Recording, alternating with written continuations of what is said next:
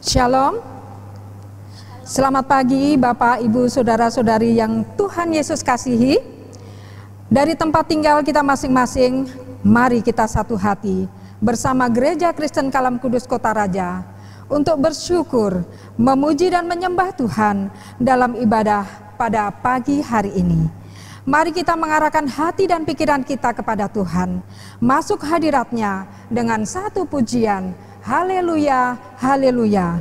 Dan Bapak, Ibu, Saudara-saudari dipersilakan berdiri.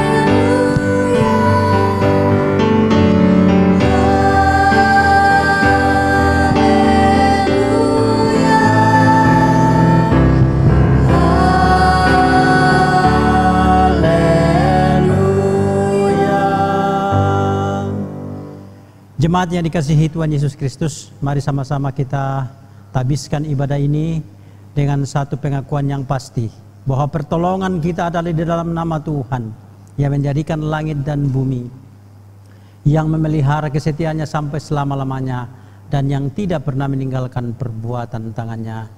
Kiranya kasih karunia dan damai sejahtera dari Allah Bapa dan Tuhan Yesus Kristus turunlah atas saudara-saudara sekalian dalam ibadah di pagi hari ini.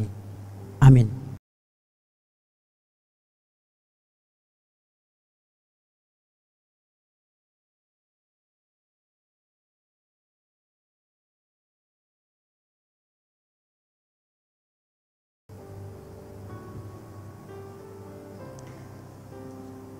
Bapak, Ibu, Saudara-saudari yang terkasih, sama-sama kita akan naikkan satu pujian, Allah hadir bagi kita.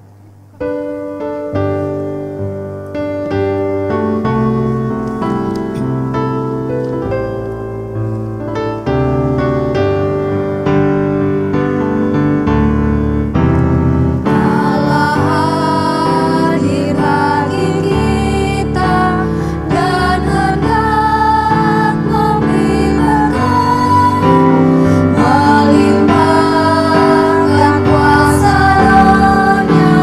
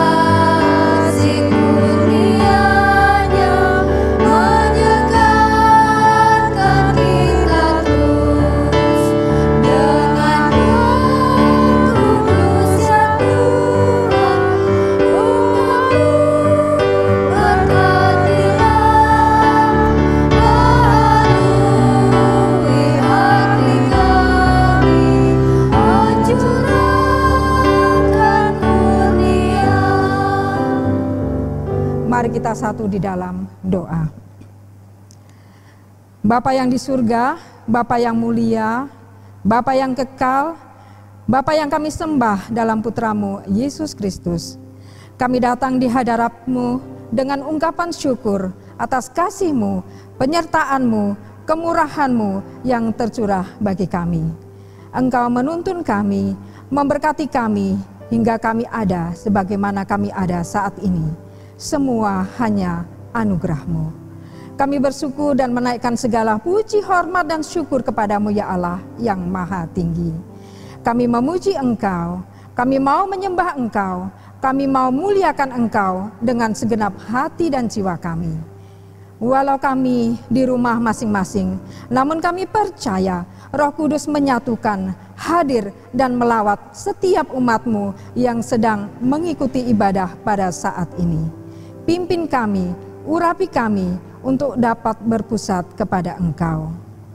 Bapa di surga, dalam perjalanan hidup, seringkali kami mendukakan Engkau, bahkan melawan kehendak-Mu. Kami mohon pengampunan-Mu ya Tuhan, agar kami layak datang di hadirat-Mu, memuji dan menyembah Engkau dalam roh dan kebenaran.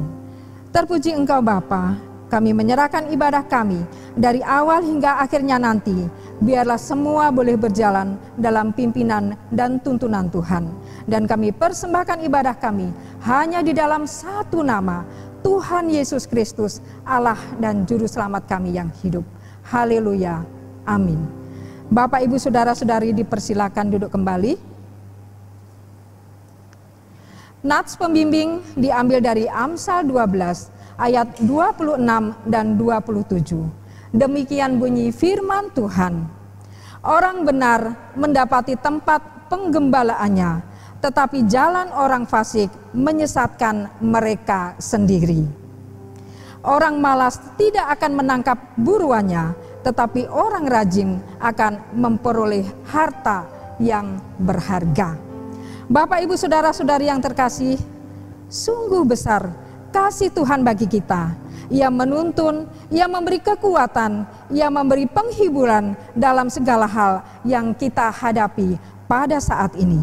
Kiranya hati kita melimpah dengan syukur dan mulut kita penuh dengan puji-pujian kepada Tuhan yang berdaulat atas hidup kita. Mari kita masyhurkan namanya dalam satu pujian, lebih dalam ku menyembah.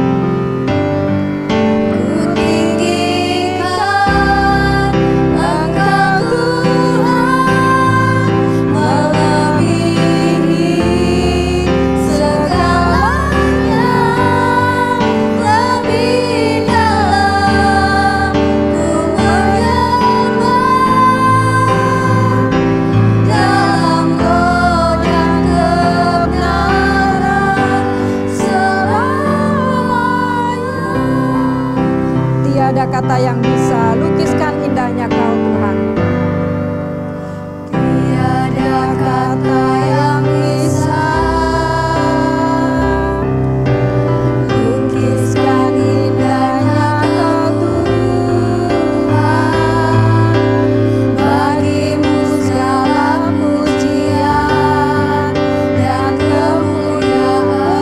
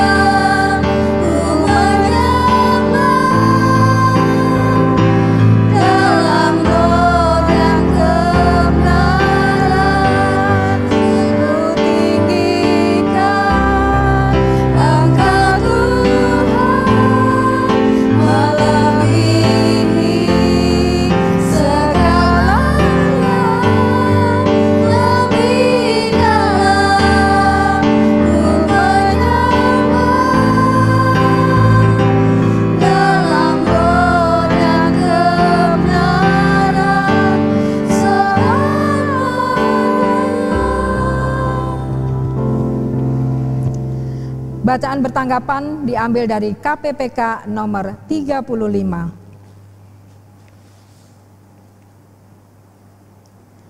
Tanpa iman, tidak mungkin orang berpaling kepada Allah. Diberkatilah orang yang mengandalkan Tuhan, yang menaruh harapannya pada Tuhan. Janganlah gelisah hatimu, percayalah kepada Allah, percayalah juga kepadaku. Aku tahu kepada siapa aku percaya, dan aku yakin bahwa Dia berkuasa memeliharakan apa yang telah dipercayakannya kepadaku hingga pada hari Tuhan. Iman adalah dasar dari segala sesuatu yang kita harapkan dan bukti dari segala sesuatu yang tidak kita lihat. Sebab oleh imanlah telah diberikan kesaksian kepada nenek moyang kita. Tanpa iman, tidak mungkin orang berpaling kepada Allah. Sebab orang siapa berpaling kepada Allah, ia harus percaya bahwa Allah ada dan bahwa Allah memberi upah kepada orang yang sungguh-sungguh mencari Dia. Karena iman Abraham taat ketika ia dipanggil untuk berangkat ke negeri yang akan diterimanya menjadi milik pusakanya. Lalu ia berangkat dengan tidak mengetahui tempat yang ia tuju. Karena iman, ia diam di tanah yang dijanjikan itu, seolah-olah di suatu tanah asing, dan di situ ia tinggal di kemah dengan Ishak dan Yakub, yang turut menjadi ahli waris janji yang satu itu. Sebab ia menanti-nantikan kota yang mempunyai dasar, yang direncanakan dan dibangun oleh Allah.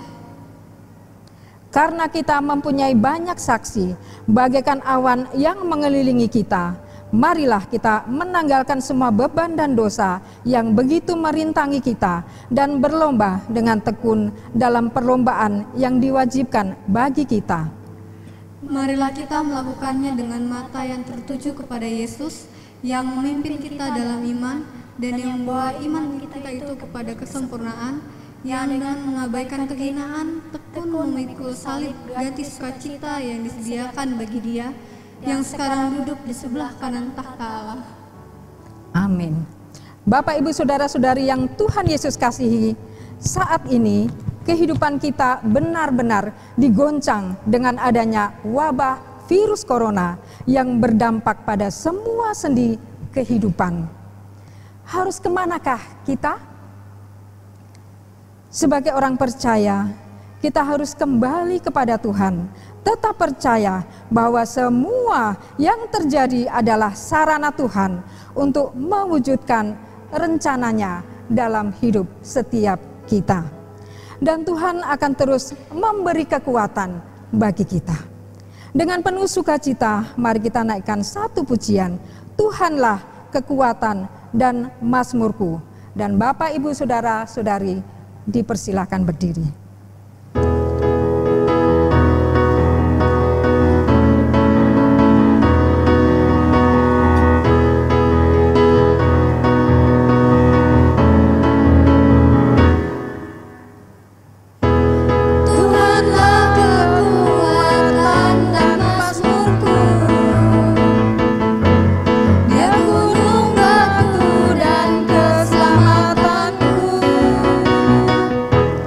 Hanya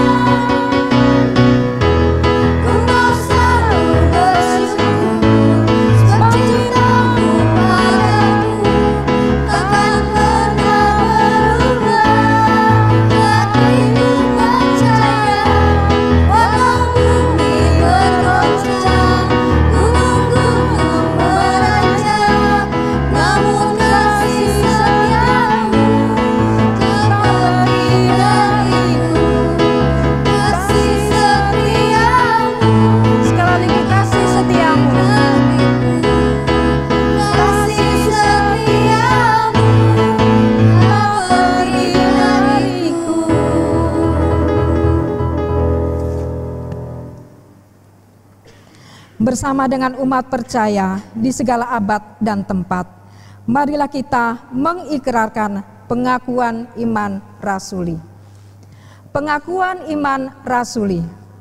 Aku percaya kepada Allah, Bapa yang Maha Kuasa, Khalik langit dan bumi, dan kepada Yesus Kristus, Anaknya yang tunggal Tuhan kita, yang dikandung daripada Roh Kudus, lahir dari anak darah Maria, yang menderita sengsara di bawah pemerintahan Pontius Pilatus, disalibkan, mati dan dikuburkan, turun ke dalam kerajaan maut.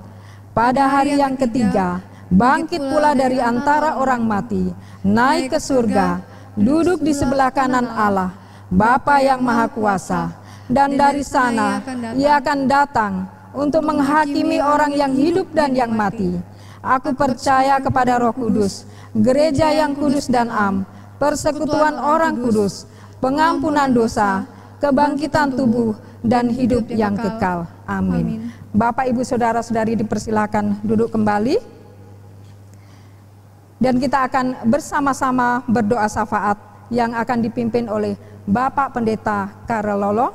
Mari kita awali dengan satu pujian, Yesus Juru Mudiku.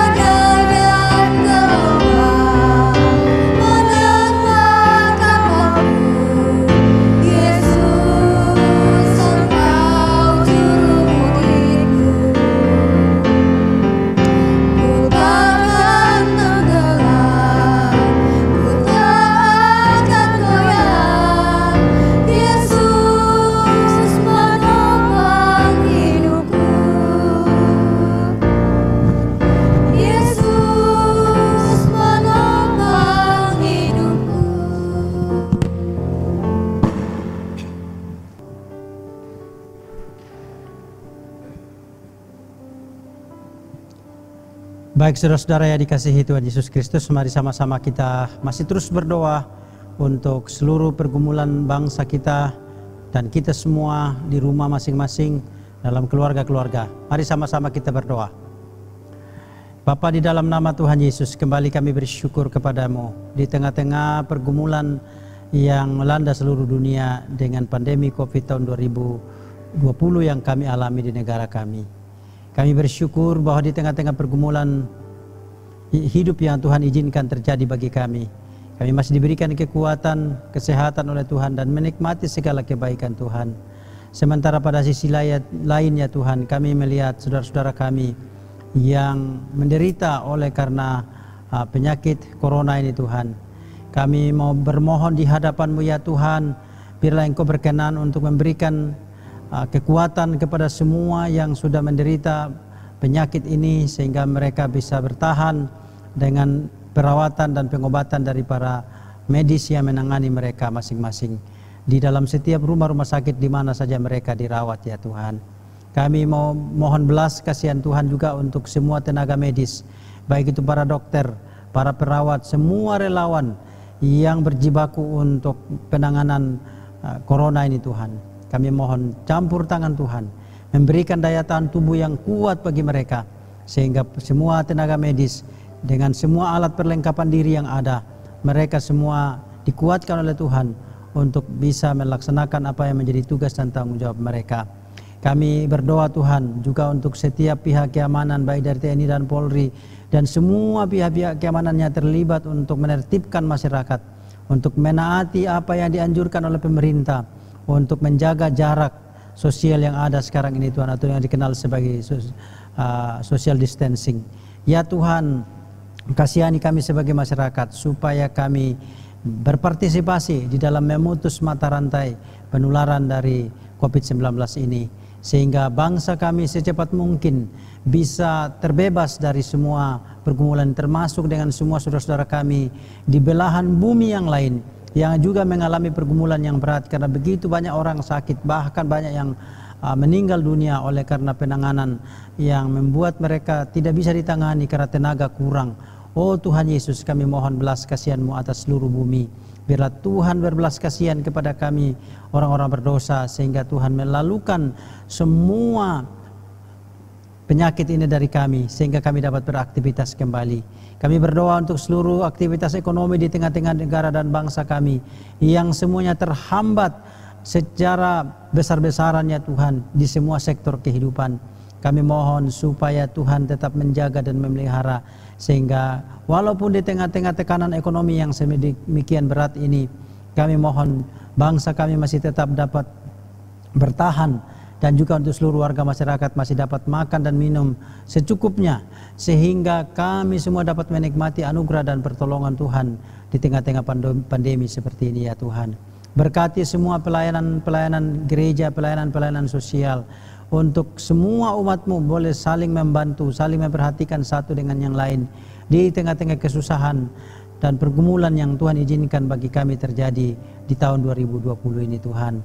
Biarlah Tuhan terus berbelas kasihan. Berkati juga semua tenaga ahli di bidang kesehatan untuk ke depan mereka dapat menemukan obat untuk bisa mengobati akan penyakit corona ini, sehingga semuanya bisa berhenti dan nama Tuhan Yesus dipermuliakan. Kami berdoa untuk semua yang mendapatkan imbas dari penyakit corona ini dengan adanya pembatasan sosial berskala besar, bahkan ada tempat-tempat yang di lockdown oleh karena penularan yang sangat tinggi. Kami mohon Bapa supaya mereka yang kehilangan pekerjaan, mereka yang tidak lagi bekerja dan tidak punya penghasilan, mungkin akan menatap masa depan dengan suram ya Tuhan. Tetapi kami mau percaya bahwa Engkau Tuhan adalah Tuhan yang telah menciptakan langit dan bumi, Tuhan yang menyediakan segala yang diperlukan oleh manusia di tengah-tengah kehidupan.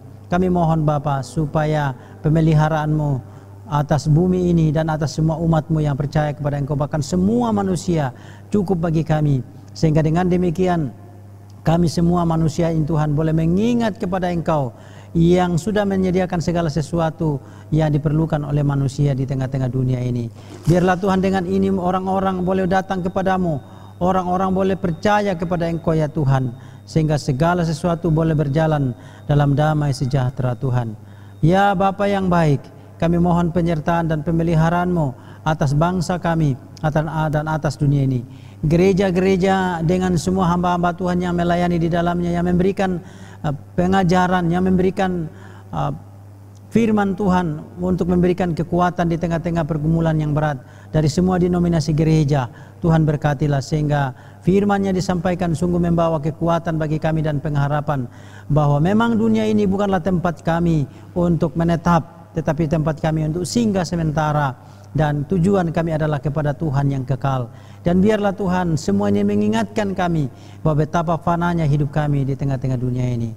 Bapa, dalam nama Tuhan Yesus kami mau berdoa juga untuk pemerintah kami, pemerintah Presiden Jokowi, wakilnya, dan juga para menteri, para gubernur, bupati, wali kota, sampai kepada kecamatan, desa, RT RW Tuhan, di dalam menjalankan semua amanat negara untuk menjaga kebutuhan masyarakat di seluruh negara dan bangsa kami. Tuhan berikan hikmat dan bijaksana kepada Presiden Jokowi dan semua pihak-pihak terkait untuk mendukung, bahkan kami seluruh warga masyarakat dapat berpartisipasi untuk saling menolong satu dengan yang lain di tengah-tengah kesusahan ini. Berkati juga jemaat-Mu Tuhan, anak-anak-Mu yang saat ini dengan semua apa yang menjadi pergumulan kami masing-masing di rumah. Orang-orang tua yang sudah lanjut usia, Tuhan berikan kekuatan untuk mereka juga tetap bisa survive walaupun di tengah-tengah pergumulan seperti ini. Berkati mereka Tuhan, berkati semua ibu-ibu dengan semua yang mengandung, semua yang punya anak kecil. Tuhan kami mohon campur tangan-Mu, bahkan semua yang merindukan keturunan dalam kehidupan mereka, Tuhan cukupi. Dan Tuhan akan menjawab sesuai dengan waktu di mana Tuhan akan memberikan di dalam kehidupan mereka apa yang mereka dambakan. Kami percaya Tuhan Engkau turut bekerja di dalam segala sesuatu untuk mendatangkan kebaikan bagi kami. Kami berdoa Tuhan untuk semua anak-anak-Mu di dalam gereja Kristen Kalam Kudus Kota Raja, bahkan siapapun yang dapat menyaksikan siaran ini, Tuhan berkati mereka satu persatu, sehingga semua kami boleh mengalami dan merasakan pertolongan daripada Tuhan dalam kehidupan kami sehari-hari. Terima kasih banyak Bapa. Kami berdoa juga untuk pemerintah Provinsi Papua dan Kota Jayapura, bahkan di seluruh tanah Papua ini Tuhan, untuk semua aparat kesehatan dan juga pemerintah daerah dapat menangani semua ini dengan baik. Segala sesuatunya dikerjakan untuk hormat dan kemuliaan bagi nama Tuhan, sehingga tiba saatnya nanti kami semua bisa menyelesaikan dan terbebas dari penularan COVID-19. Terima kasih Tuhan Yesus, Engkau mengenal kami satu persatu, Engkau tahu pergumulan kami. Kami juga mau berdoa Tuhan untuk anak-anak kami yang akan melanjutkan studi, yang saat ini mempersiapkan diri untuk masuk baik ke TK, SD, SMP, SMA, bahkan sampai ke perguruan tinggi, dan yang akan menyelesaikan studi mereka dalam tahun ini. Tuhan memberkati, cukupkan segala yang diperlukan ya Tuhan untuk melanjutkan studi, walaupun di tengah-tengah pergumulan yang berat, kekurangan biaya dan seterusnya. Ya Tuhan, kami percaya Engkau Tuhan yang mencukupkan kami, yang dapat melakukan segala sesuatu di tengah-tengah ketidakmungkinan bagi kami manusia. Terima kasih banyak Bapa. Terpujilah Engkau Tuhan kami yang hidup. Berkati kami dan juga sisa ibadah kami selanjutnya kami taruh ke dalam tangan-Mu. Demi nama Tuhan Yesus Kristus kami sudah berdoa dan mengucap syukur kepada Bapa di sorga. Amin.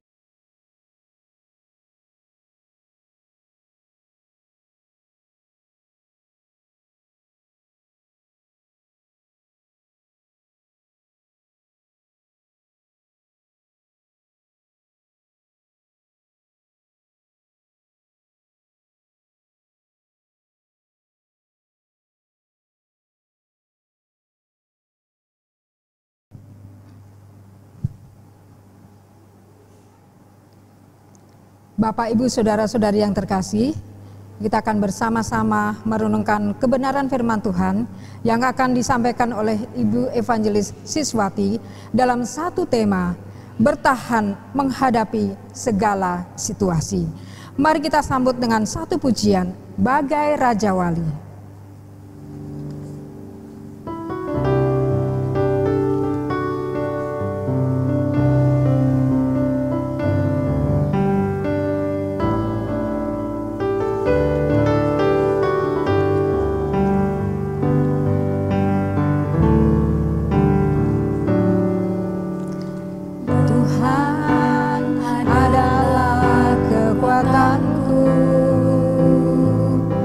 Bersama Dia ku tak akan goyah.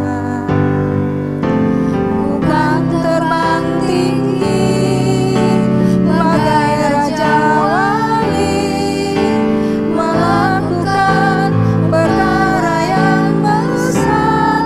Tuhan adalah kekuatanku. Tuhan adalah kekuatanku. Bersama Dia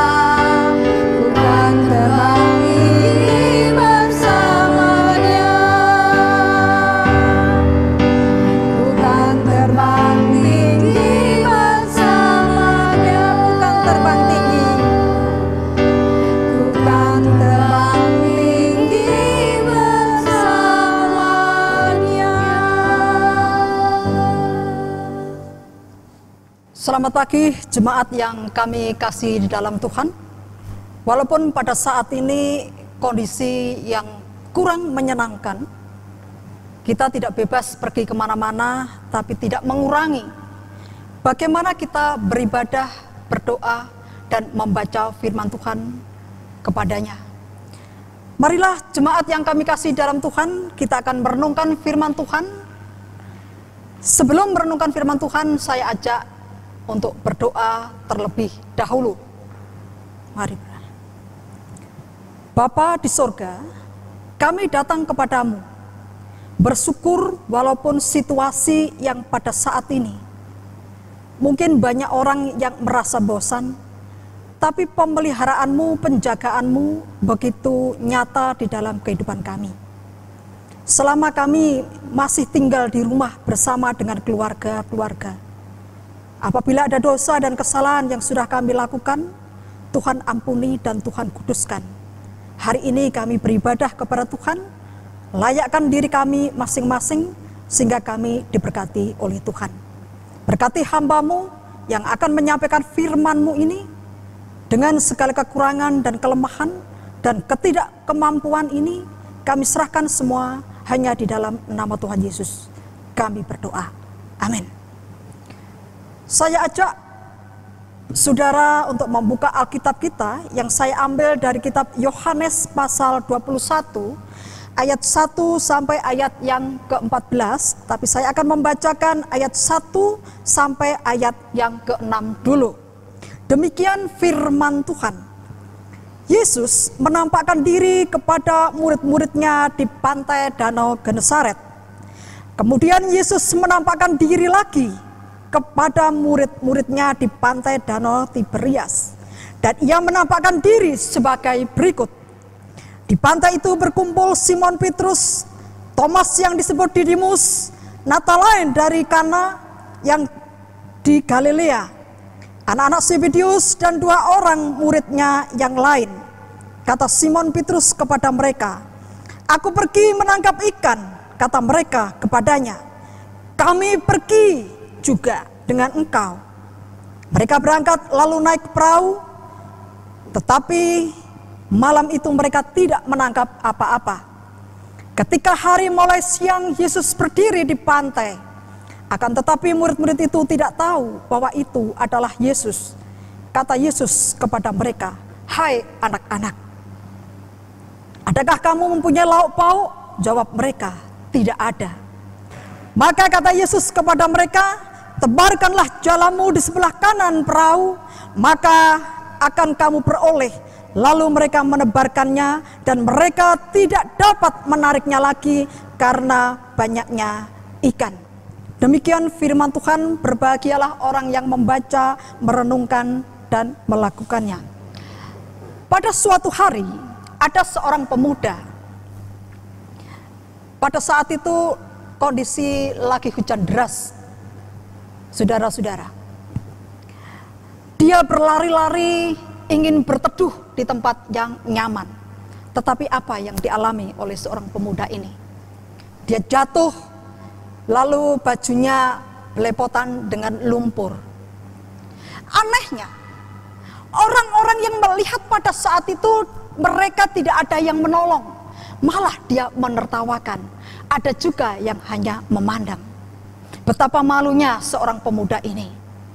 Dia kepingin marah, dia kepingin menangis, tapi dia dalam kondisi malu. Namun tiba-tiba ada satu tangan yang lembut yang menyentuh pundaknya dengan suatu sapaan, "Mari saya bantu dan mari payungan." Jemaat yang kami kasih di dalam Tuhan, bagaimana perasaan sang pemuda ini setelah dia menengok, ternyata dia adalah seorang gadis yang cantik. Dan mulai saat itulah pemuda ini mulai jatuh cinta dengan gadis ini. Kemudian dia menjalin cinta. Hari bertambah hari, mulai cinta itu bertumbuh, terus membina rumah tangga. Sekian tahun pemuda ini membangun rumah tangga dengan sang gadis pujaannya. Tetapi sang gadis pergi duluan karena dipanggil Tuhan. Sang pemuda ini mulai gelisah, mulai kesepian, mulai kecewa, bahkan tidak merasa nyaman ketika dia tinggal di rumah sendiri. Dia tidak habis akal, saudara. Setiap sore dia mandi, ya, jam 6 sore dia pergi dengan pakaian rapi, sisiran, pergi ke tempat yang dia tuju. Apa yang dilakukan di tempat yang dia tuju? Ternyata dia merenung. Ternyata dia mengingat masa-masa lalu, bagaimana cinta pertama sedang tumbuh, bagaimana dia dipertemukan oleh Tuhan dengan sepasang anak manusia yang saling jatuh cinta. Sampai dia lupa tidak mau menikah kembali, tetapi dia mengingat cintanya yang pertama bersama-sama dengan sang istri yang sudah dipanggil oleh Tuhan. Demikian juga kalau kita merenungkan firman Tuhan pada pagi hari ini, yang saya ambil di dalam kitab Yohanes pasal 21 ayat 1 sampai ayat yang 14. Di mana murid-murid pertama berjumpa dengan Tuhan Yesus di Danau Galilea adalah sebagai bukti cinta Tuhan untuk menjadi murid-murid pertama. Dan pada saat itulah Tuhan Yesus memanggil murid-murid pertama. Dan pada saat itulah rasul-rasul dipanggil oleh Tuhan, yaitu Danau Galilea yang menjadi saksi pertama Tuhan berjumpa dengan murid-murid pertama. Kalau kita ingin melihat latar belakang kota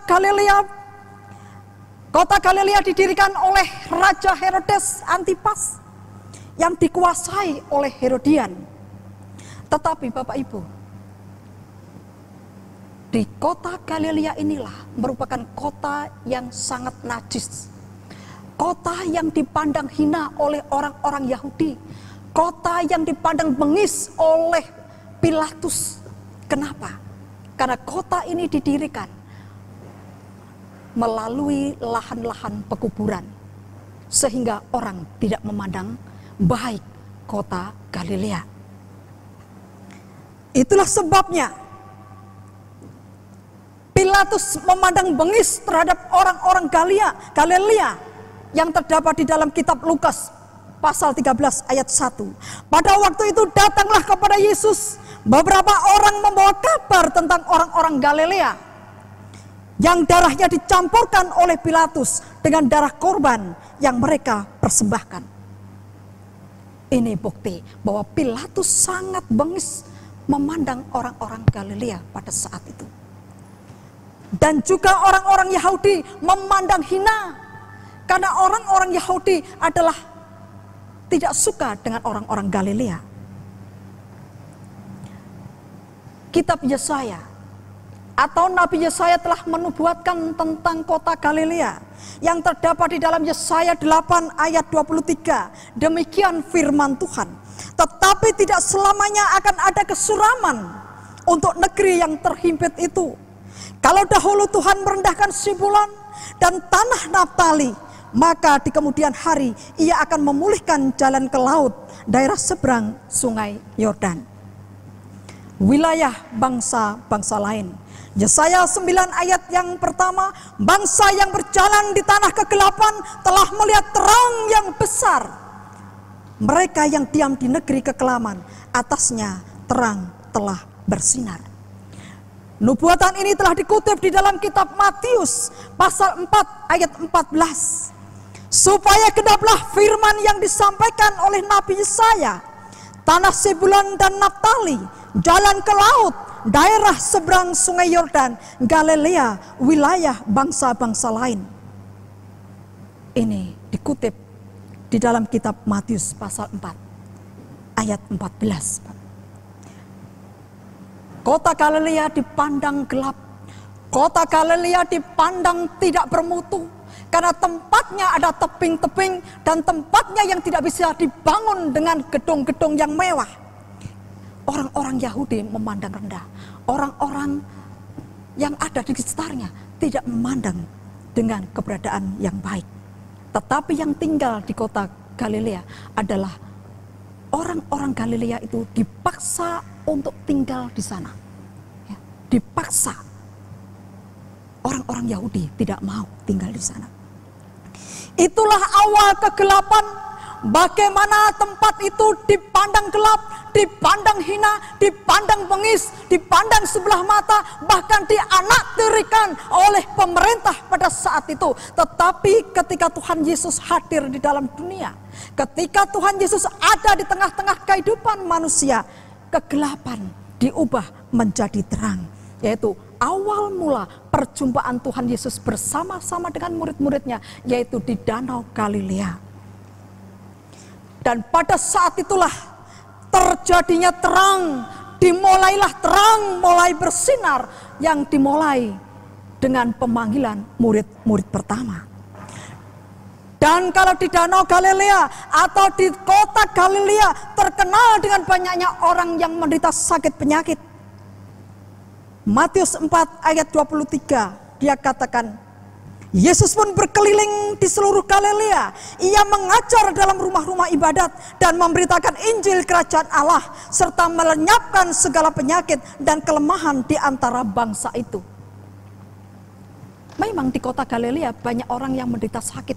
Ada yang lumpuh, ada yang buta, ada yang tuli, ada yang kusta, dan sebagainya. Tetapi Kristus datang untuk membuktikan bahwa dia mendapatkan mujizat yang diberikan oleh Tuhan Yesus. Dan pada saat itulah tersiar bahwa kabar terang itu ke tempat-tempat yang belum dijangkau oleh murid-muridnya. Dan banyak orang-orang yang datang, banyak orang-orang yang mempunyai pergumulan dan masalah datang kepada Tuhan Yesus. Dan Tuhan Yesus menyelesaikan masalah pada saat itu. Jemaat yang kami kasih di dalam Tuhan, sesuai dengan tema pada pagi hari ini, bertahan di dalam situasi. Walaupun saat ini situasi yang tidak menyenangkan, walaupun saat ini situasi yang membosankan, tetapi hari ini juga kita akan membahas firman Tuhan, yaitu di dalam situasi yang kurang menyenangkan bagi murid-murid Kristus pada saat itu. Situasinya yaitu pada saat itu stay at home. Murid-muridnya lagi tidak nyaman pergi ke tempat lain, yaitu tinggal di rumah. Kenapa? Karena sejak Tuhan Yesus ditangkap, sejak Tuhan Yesus diadili, sejak Tuhan Yesus disalibkan, bahkan Tuhan Yesus bangkit, murid-murid ada di dalam rumah. Murid-murid ketakutan mau pergi ke tempat lain. Takut kenapa? Takut ditangkap oleh tentara-tentara Romawi. Hatinya demikian gelisah karena dituduh mencuri mayat Tuhan Yesus. Bahkan murid-murid pada saat itu dalam situasi pengangguran. Murid-murid tidak dapat pekerjaan atau tidak mempunyai pekerjaan, saudara. Kenapa? Karena pekerjaan awalnya sebagai penjala ikan, ternyata dia tinggalkan menjadi pengikut Kristus. Setelah Kristus mati, setelah Kristus bangkit, murid-murid ini belum mendapatkan pekerjaan dan dikatakan mereka masih pengangguran. Saudara yang kami kasih di dalam Tuhan, walaupun di dalam kondisi stay at home, walaupun dalam kondisi ketakutan, walaupun dalam kondisi dia gelisah dan dalam kondisi tidak mempunyai pekerjaan, tetapi murid-murid itu sebagai laki-laki, murid-murid itu sebagai kepala rumah tangga, dia tidak mau menjadi kepala rumah tangga yang tidak mau bekerja keras. Tidak mau menjadi laki-laki yang pengangguran. Itulah sebabnya murid-murid pertama ini dia ingin tetap bekerja keras. Yaitu di ayat yang ketiga, mari kita baca. Maka Simon Petrus kepada mereka, aku pergi menangkap ikan. Kata mereka kepadanya, kami pergi juga dengan engkau. Mereka berangkat lalu naik ke perahu. Artinya Bapak Ibu, dalam kondisi pengangguran, dalam kondisi yang sangat takut, dalam kondisi yang gelisah, murid-murid ini tetap ingin bekerja keras. Yang dipelopori oleh Petrus. Petrus merenungkan di dalam kehidupannya sebagai kepala rumah tangga. Petrus merenungkan sebagai seorang laki-laki yang harus bertanggung jawab kepada anak dan istri. Dia harus mencukupi kebutuhan setiap harinya, yaitu dia pergi kembali ke Danau Galilea. Untuk apa? Mendapatkan rezeki. Untuk apa? Mencari makan. Untuk apa? Mencukupi segala kebutuhan yang ada di dalam keluarga mereka masing-masing. Namun Petrus tidak sendiri. Murid-murid yang lain mendukung apa yang menjadi rencana Petrus untuk pergi bekerja kembali, untuk pergi mencari ikan, untuk pergi bekerja dengan keras. Mereka bersama-sama. Mereka pergi ke Galilea bersama-sama. Saudara yang kami kasih di dalam Tuhan Yesus, walaupun pada saat ini semua manusia lagi stay at home, tapi janganlah kita malas-malasan hanya di rumah. Terutama bagi laki-laki dan kepala rumah tangga, tetaplah bekerja keras, tetaplah mencukupi kebutuhan keluarga, seperti murid-murid yang pertama ini, yaitu tetap bekerja keras, tetap mencari rezeki, tetap melakukan apa yang bisa dilakukan, seperti himbauan pemerintah kita.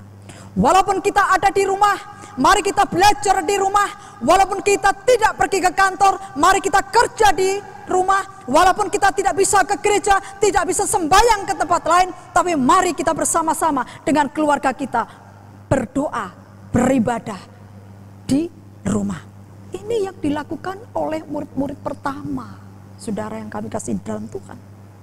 Mereka tidak malas-malasan, walaupun tinggal di rumah. Otaknya tetap bekerja, tangannya tetap bekerja, tidak membiarkan keluarganya kelaparan, tidak membiarkan keluarganya menangis karena kekurangan.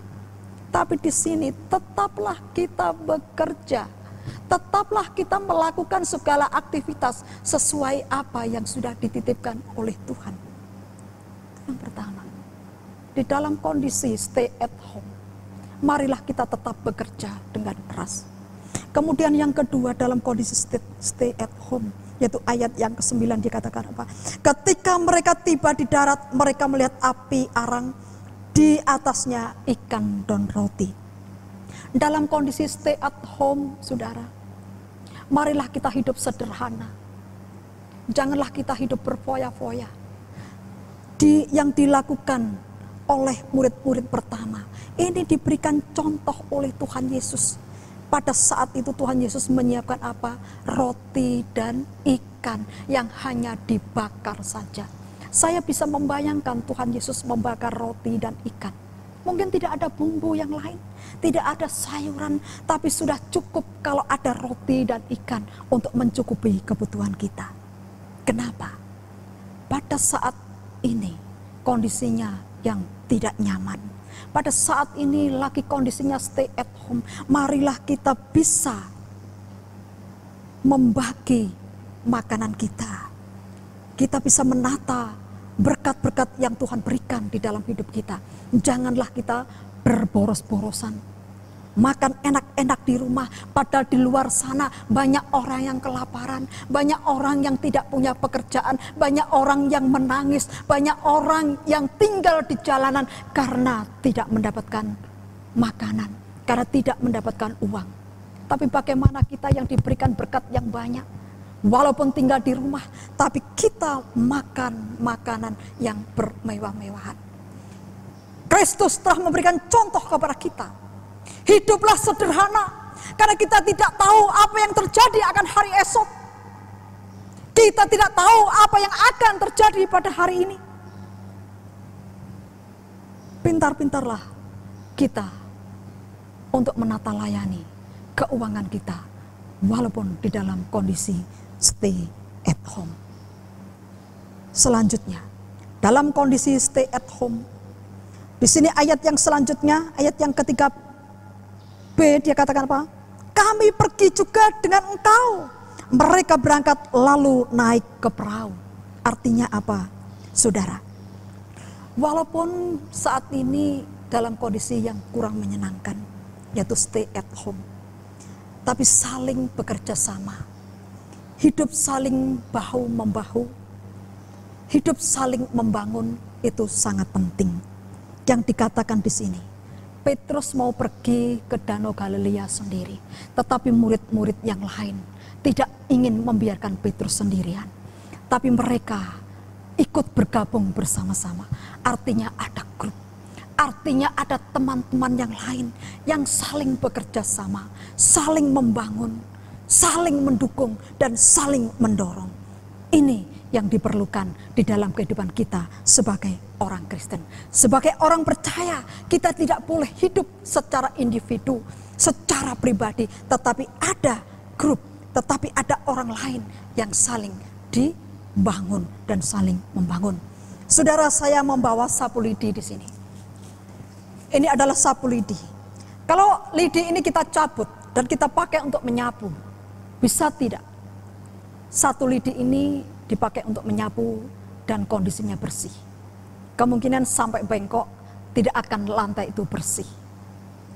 Tetapi kalau sapu lidi ini kita jadikan satu, ya, terus kita pakai untuk menyapu, cepat bersihnya lantai yang kita bersihkan. Demikian juga kalau kita melihat anak-anak Tuhan saling bergotong royong, anak-anak Tuhan saling bahu-membahu, anak-anak Tuhan saling membangun, maka kerajaan surga bisa disebarkan bersama-sama. Walaupun di dalam ikatan sapu lidi ini, saya ibaratkan sebagai manusia yang memiliki talenta dan karunia yang berbeda-beda. Ada yang memiliki talenta 5, ada yang memiliki talenta 4, ada yang memiliki talenta 3, bahkan ada yang 1. Tetapi berapapun talenta yang diberikan oleh Tuhan, ketika kita pakai dan bersatu bersama-sama dengan teman-teman kita untuk membangun kerajaan Allah, maka kerajaan Allah bisa disebarluaskan sampai ke tempat yang belum terjangkau. Buktinya, kalau kita melihat di ayat yang ke-7a, dikatakan, maka murid yang dikasih Yesus itu berkata kepada Petrus, itu Tuhan. Siapa, saudara, yang dimaksud dengan murid yang dikasih Yesus adalah Yohanes. Yohanes adalah murid yang paling dekat, paling dikasih oleh Tuhan Yesus. Kenapa? Kalau pada saat ini, pada saat penangkapan Tuhan Yesus, semua murid-murid itu pergi, semua murid-murid itu tercerai-berai, tetapi Yohanes tetap setia mendampingi Yesus. Bisa diperkirakan pada saat itu Yohanes sampai di puncak Golgota, dia mengiringi kematian Tuhan Yesus. Itulah sebabnya Tuhan Yesus mengatakan kepada Yohanes, engkau adalah murid yang kukasihi. Artinya ada murid yang paling dikasihi oleh Tuhan. Namun di ayat yang selanjutnya dia katakan apa? Berkata kepada Petrus, itu Tuhan. Ketika Petrus mendengar bahwa itu adalah Tuhan, maka ia mengenakan pakaiannya, sebab ia tidak berpakaian, lalu terjun ke dalam danau. Ini adalah karunia dan karakter atau talenta Petrus. Pada saat Petrus tahu bahwa itu Tuhan, apa yang dilakukan oleh Petrus? Dia dengan cepat langsung memakai pakaian. Langsung cepat dia menjeburkan diri ke danau. Mungkin berenang dengan sekuat tenaga. Dia pikir, yang penting saya ketemu dengan Tuhan. Apakah saya tenggelam, apakah saya hidup, apakah saya seperti ini, yang penting saya berjumpa dengan Tuhan. Ini adalah karakter Petrus, ini adalah karunia Petrus. Tetapi yang digarisbawahi oleh Petrus di sini, saudara, sebelum dia berjumpa dengan Tuhan, dia memakai baju yang rapi, ya kan? Memakai baju yang bagus. Kenapa? Dia bertemu dengan Tuhan, harus hormat kepada Tuhan, tidak boleh sembarangan memakai baju yang acak-acakan.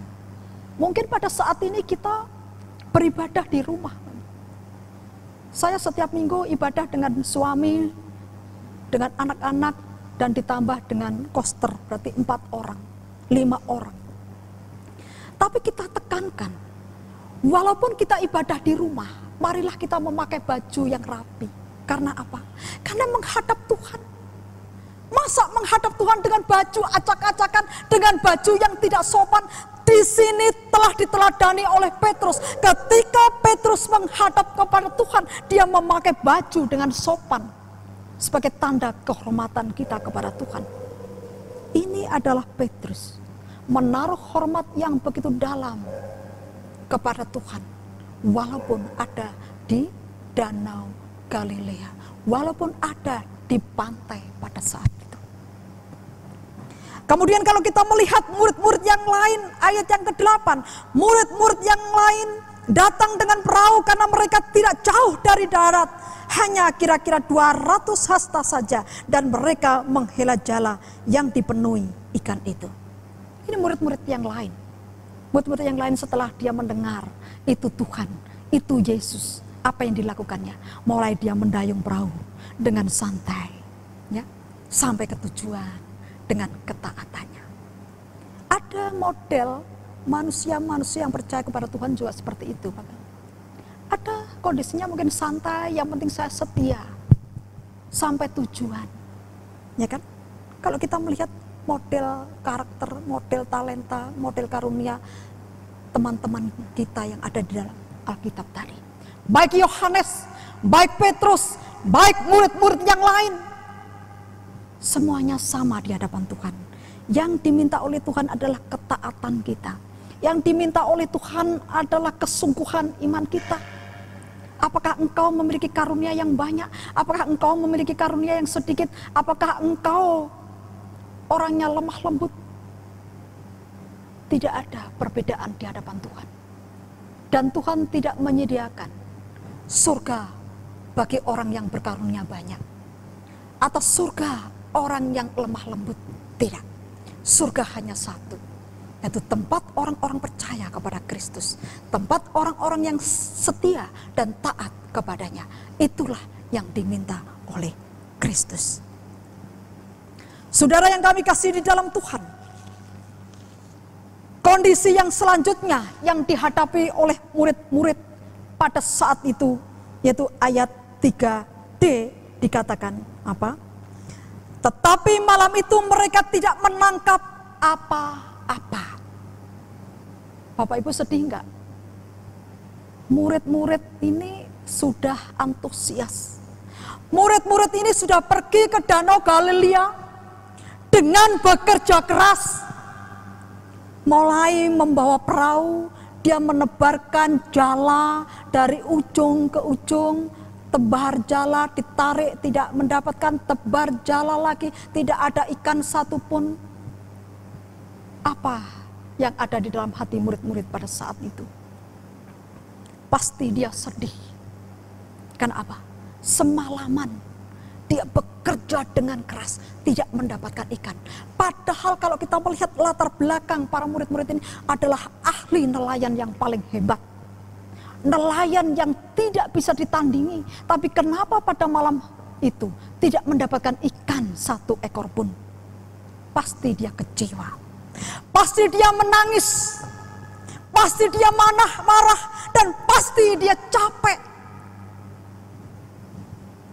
Dia sedih tidak mendapatkan ikan.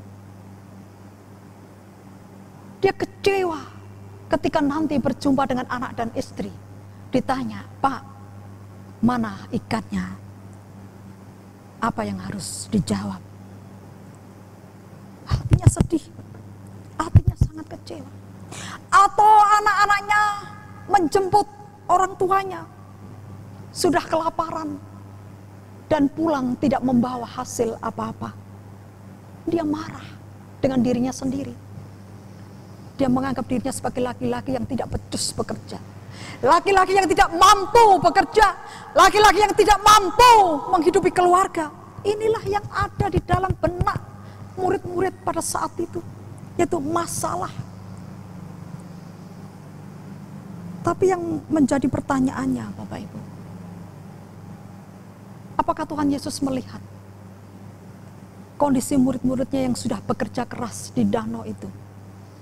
Tapi saya yakin, sejak keberangkatan murid-murid itu pergi ke danau, Tuhan Yesus memantau. Dan pada saat dia menebarkan jala dari ujung ke ujung, Tuhan Yesus melihat. Dan pada saat murid-murid itu menarik jalanya dan jala itu kosong, Tuhan Yesus melihat perasaan dan hati mereka. Tapi yang menjadi pertanyaannya, kenapa Tuhan Yesus membiarkan murid-muridnya gagal? Kenapa Tuhan Yesus membiarkan permasalahan itu terjadi kepada mereka? Apakah Tuhan Yesus senang melihat murid-muridnya sedih? Apakah Tuhan Yesus senang melihat murid-muridnya kecewa? Apakah Tuhan Yesus juga senang melihat murid-muridnya menangis dan marah? Tetapi jawabannya Bapak Ibu ada di ayat yang keempat. Ketika hari mulai siang, Yesus berdiri di pantai. Itu jawabannya. Tuhan Yesus tahu pergumulan, problema dan masalah yang dihadapi oleh murid-muridnya. Tetapi Tuhan Yesus mengatakan apa? Saatnya belum tiba. Segala sesuatu indah pada waktunya, itulah yang diberikan oleh Tuhan Yesus. Kapan pertolongan itu tiba? Yaitu ketika hari mulai siang. Tuhan Yesus berdiri di pantai Danau Genesaret. Luar biasa, saudara. Yang menjadi pertanyaannya, apakah terlambat pertolongan Tuhan? Tidak. Tidak. Pertolongan Tuhan tidak pernah terlambat. Tapi bagi manusia menilainya sudah terlambat. Tapi bagi Tuhan belum terlambat, saudara. Kenapa? Karena hari mulai siang dan murid-murid itu belum pulang ke rumah. Andai kata Tuhan Yesus tidak hadir saat itu dan murid-murid sudah pulang ke rumah membawa jaring yang kosong, membawa perahu yang tidak ada isinya, itu baru terlambat. Tetapi pada saat itu murid-muridnya belum pulang, masih ada di danau. Itulah sebabnya pertolongan Tuhan belum terlambat, saatnya belum tiba, dan segala sesuatu indah pada waktunya.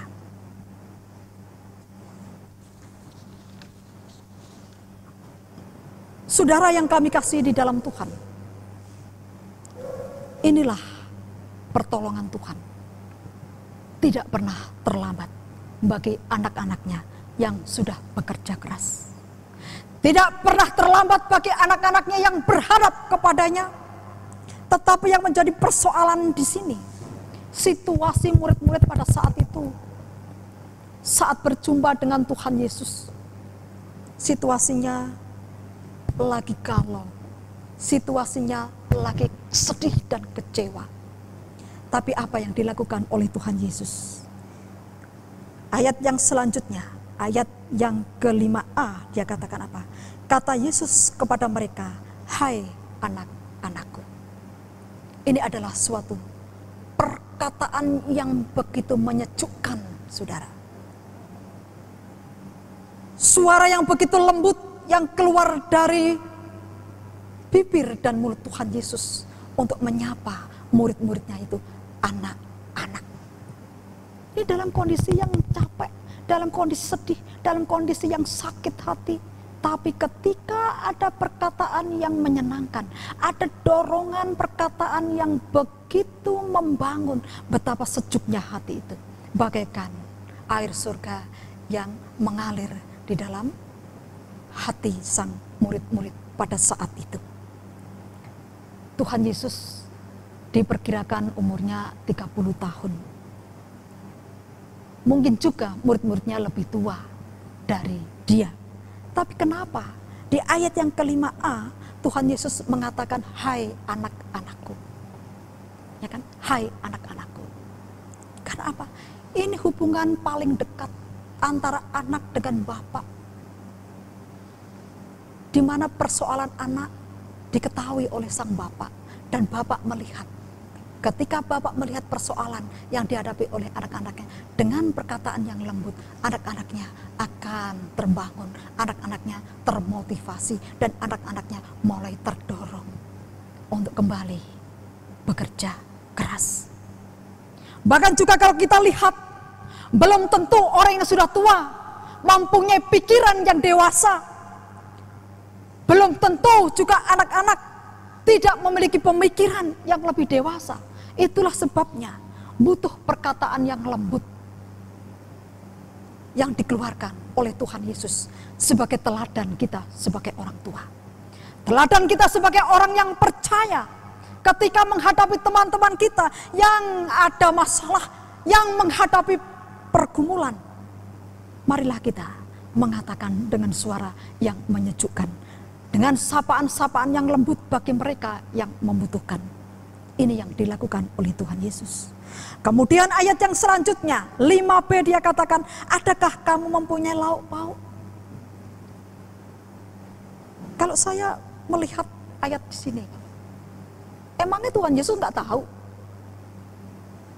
Kan saya sudah bekerja semalaman, sudah menebarkan jala sekeliling danau Galilea, tidak mendapatkan apa-apa. Bahkan perahu yang ditumpangi pun tidak ada ikan seekor pun. Kenapa Tuhan Yesus tanya lagi, adakah kamu mempunyai lauk pauk? Padahal dalam kondisi kelaparan, dalam kondisi yang capek, tapi Tuhan Yesus bertanya seperti ini. Ini artinya, saudara yang kami kasih di dalam Tuhan, Tuhan menginginkan relasi antara anak dengan bapak, antara murid dengan guru, antara umat dengan Tuhan.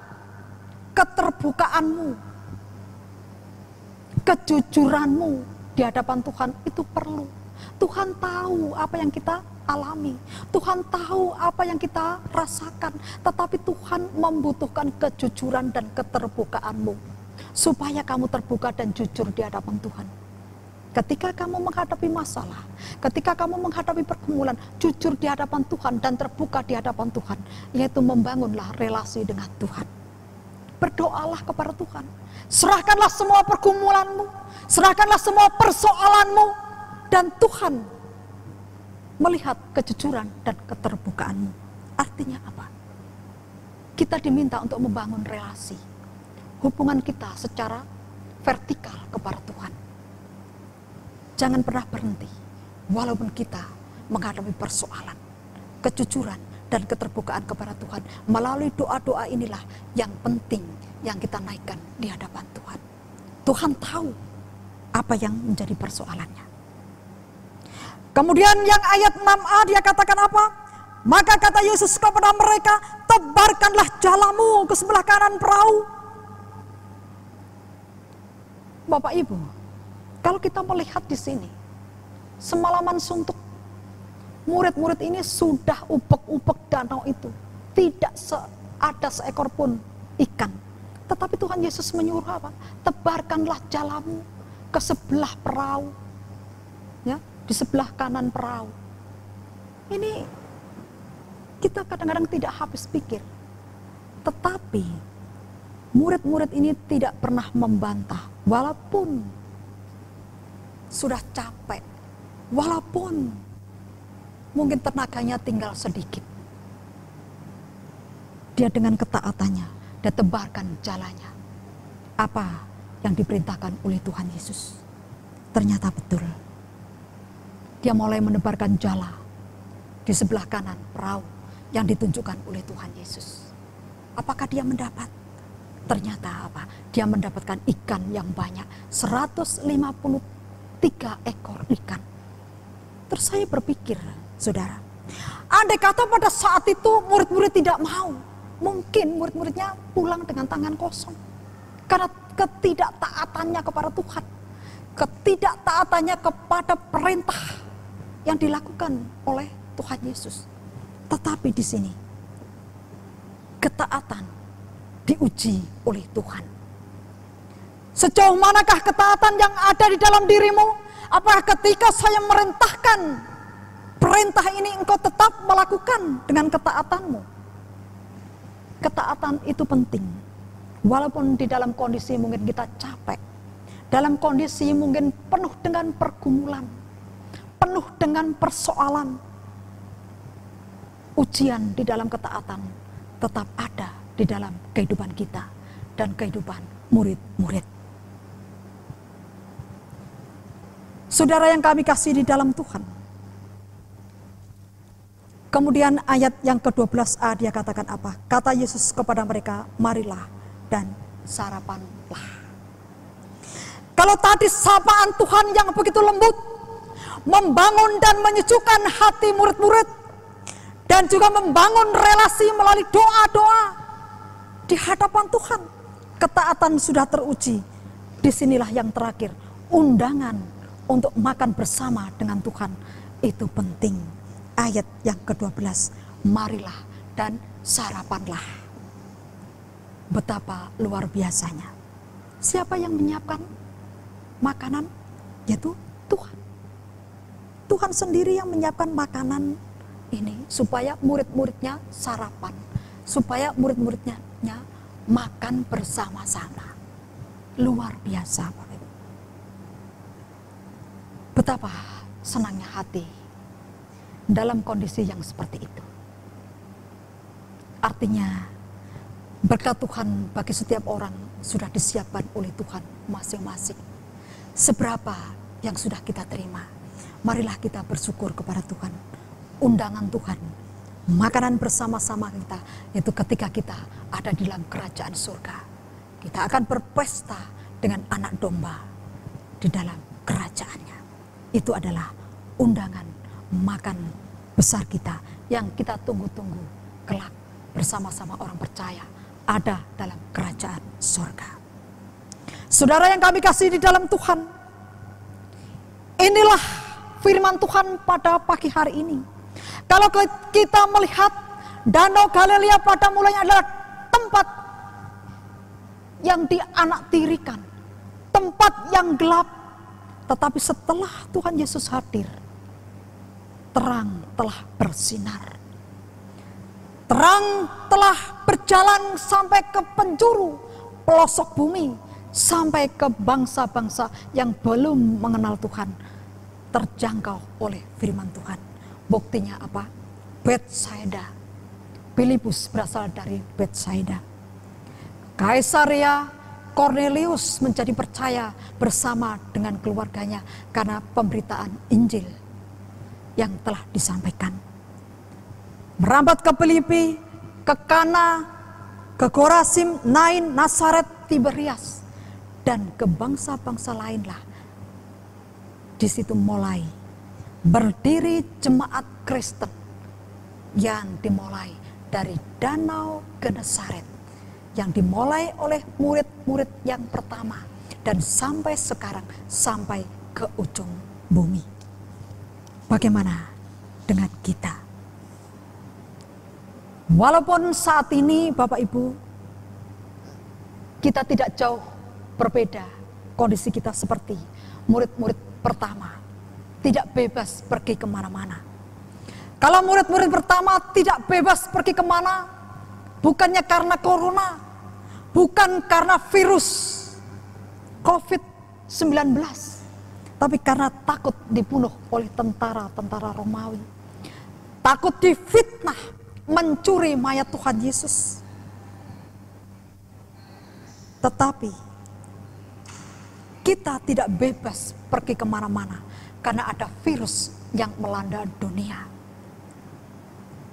Walaupun kondisi yang seperti ini, marilah kita tetap bekerja dengan keras. Marilah kita tetap hidup dengan sederhana. Yang paling penting, marilah kita tetap taat kepada Tuhan. Kita tetap beriman kepadanya. Dan kita tetap membangun relasi kepada Tuhan. Walaupun kita beribadah di rumah. Tuhan Yesus memberkati. Mari kita berdoa.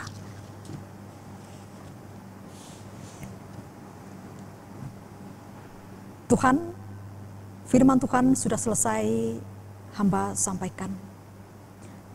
Berapapun jemaat menangkap dan menilai dan mengerti, kiranya Tuhan menyempurnakan dan Tuhan memberkati.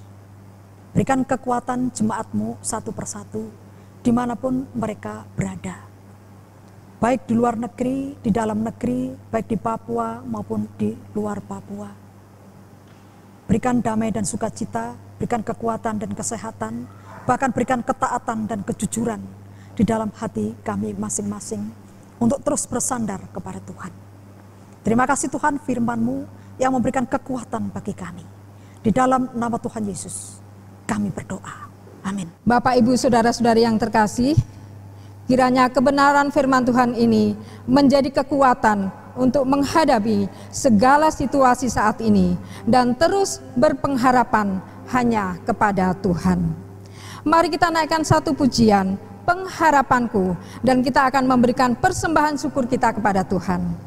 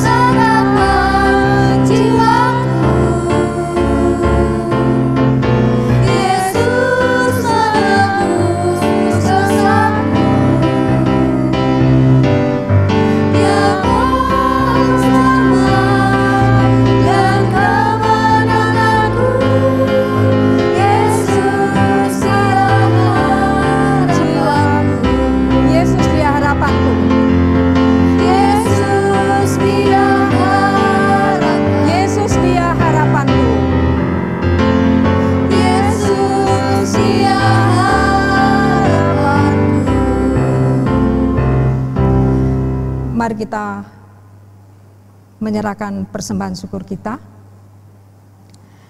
Bapa Surgawi, tak hentinya kami mengucap syukur kepadamu. Di tengah-tengah situasi dan kondisi yang kami hadapi, kami tetap merasakan pemeliharaan Tuhan melalui berkat-berkat yang kami nikmati. Terlebih kami bersyukur karena saat ini kami telah memberikan persembahan syukur di hadapan-Mu. Mari Tuhan, sucikan dan kuduskan persembahan ini untuk menunjang pelayanan di gereja. Kami juga mohon pimpinan dan penyertaan Tuhan dalam menjalani hidup agar tetap berpusat dan bersandar kepada Engkau dan tetap bersyukur dalam segala hal, karena itulah yang Tuhan kehendaki dalam hidup kami. Terpujilah Engkau Bapa. Kami mempersembahkan ucapan syukur kami dan persembahan kami hanya di dalam nama Tuhan Yesus Kristus, Tuhan dan Juru Selamat kami yang hidup. Haleluya. Amin. Pujian doksologi dan doa berkat akan disampaikan oleh Bapak Pendeta Kadelolo dan akan ditutup dengan pujian amin. Dan Bapak, Ibu, Saudara-saudari dipersilakan berdiri.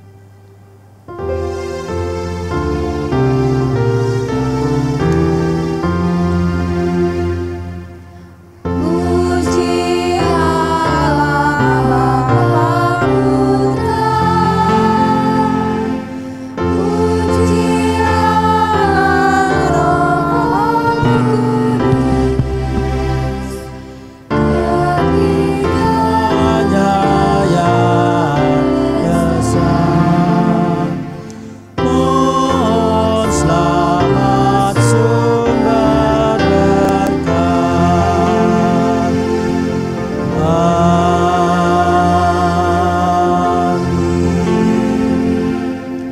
Saudara-saudara jemaat yang dikasihi Tuhan Yesus Kristus, mari kita arahkan hati kepada Tuhan dan kita akan memasuki minggu kerja yang baru serta mengakhiri bulan April tahun 2020 ini, dan dalam anugerah Tuhan kita akan terus percaya dan terus memuliakan Tuhan sepanjang hidup kita dan memasuki bulan Mei dengan terus percaya kepada Tuhan. Mari kita arahkan hati kepada Tuhan dan terima berkatnya daripadanya. Kiranya anugerah Tuhan kita Yesus Kristus dan kasih Allah serta persekutuan Roh Kudus menyertai saudara-saudara sekalian dari sekarang sampai selama-lamanya. Amin.